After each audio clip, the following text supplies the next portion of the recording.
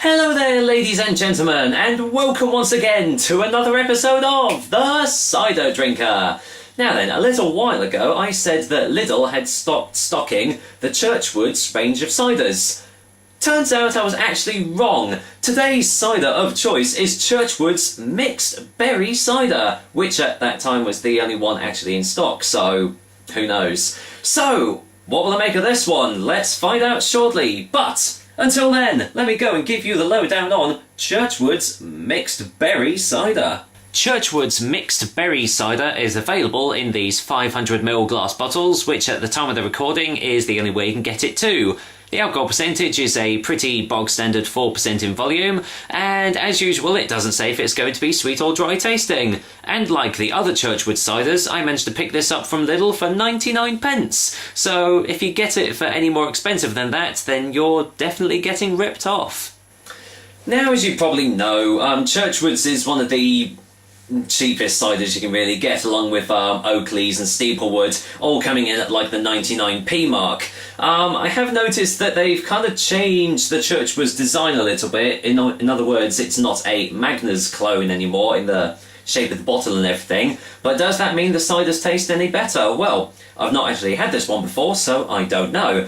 On the back you get a pretty general description here. It just says, Churchwards Mixed Berry Flavoured Cider is cold fermented to give a smoother flavour for maximum enjoyment. Which could mean absolutely anything. Yeah, not really much else to say about the bottle, so let's go and crack it open and see what I actually make of it. Although, to be honest, for 99p, not really expecting much. Let's see what I get on the nose. Yeah, pretty much just smells like a very sickly sweet fruit juice, really. A bit like, you know, the Magners berry and the Bulmers mixed fruits and all that. Although, to be honest, the Bulmers number 17 isn't as like overly saccharine sweet as this one. So yeah, but you're getting the typical, you know, strawberry, raspberry, blackcurrant, but it all smells like, you know, completely artificial and everything, which you kind of expect from this sort of cider. So let's go and get this all poured in and just see how overly sweet it's going to be, because trust me, it's going to be sweet, and if it isn't, I'll be very, very surprised, because most of the ciders in this sort of range are. There we go. Well, you've probably already seen it already, but let's go and get the colour of Churchwards Mixed Berry, and well, what do you expect? It's a deep red colour, lots and lots of carbonation, as you can see there, bubbles going all the way to the top. Holding a little bit of froth, but as with most other ciders, that's probably going to dissipate quite quickly. So, any more smells on the glass? No big surprise here, not really. You're still getting massive sweet hits, but it's all like massive amounts of sugar and just completely artificial smelling. But again, for this sort of thing, what do you expect? But you never know, it might be the taste sensation of the century, so I'm going to go in completely unbiased and, well, find out for myself. Cheers guys, and here's to Churchwards Mixed Berry.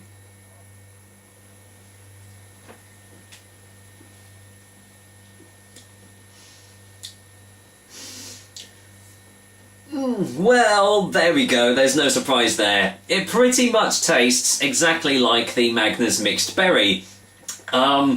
You've just got overly sugary sweet tastes, a bit like drinking really a fizzy alcohol pop, to be honest, but let's get a second opinion.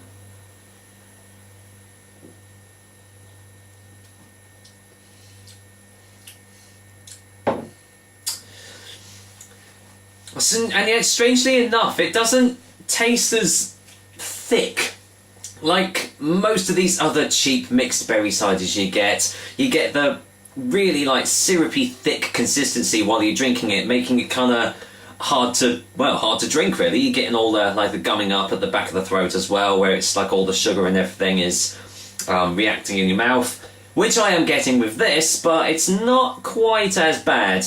Strangely enough, you are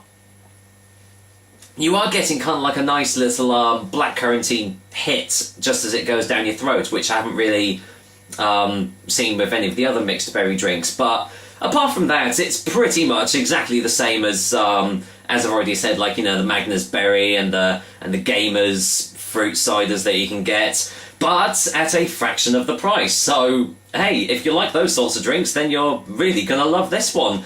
Haven't really got much else to say about this one, so let's go and get a final taste before the final verdict.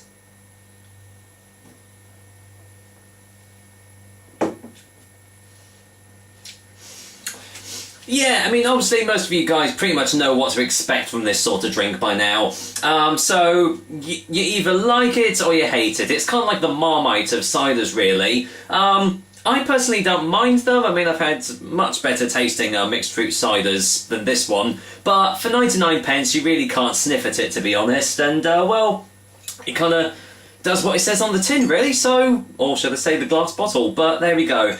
So, at the end of it all, for a final verdict, Churchwards Mixed Berries Fruit Cider is going to get a 4 out of 10 from me. It's highly inoffensive, and, you know, yeah, there are much better tasting ones out there, but for the price tag, you can't really sniff at it, to be honest. Sod the Magners Mixed Berries, just buy a bottle of this because you're getting the exact same experience. So, there we go. Well, that was a kind of a quick one for you, but that's another episode of the Cider Drinker for you guys. Hope you liked it, and as usual, I will be back with another delicious and tasty cider soon. But first, I'm going to belch off camera, pardon me, and I'm going to, well, finish off with this glass of Churchwards Mixed Berry Cider, because to be honest, it's a bloody hot day, and I need a bit of a cooling down, so take care guys, until next time.